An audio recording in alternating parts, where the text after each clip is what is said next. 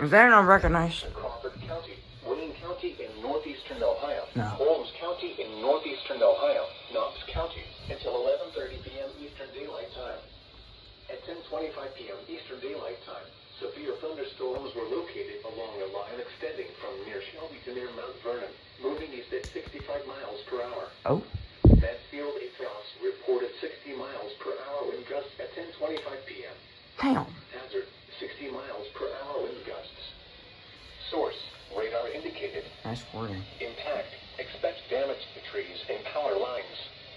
Locations Finally. impacted include Mansfield,